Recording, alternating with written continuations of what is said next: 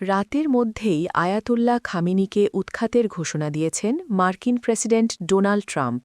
শনিবার স্থানীয় সময় ভোর থেকেই ইরান জুড়ে শুরু হয় বহবাহ হামলা।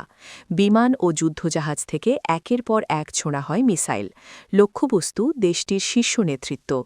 সর্বোচ্চ ধর্মীয় নেতা আয়াতুল্লাহ খামেনির অবস্থানকে কেন্দ্র করেই পরিচালিত হয় বিশেষ অভিযান।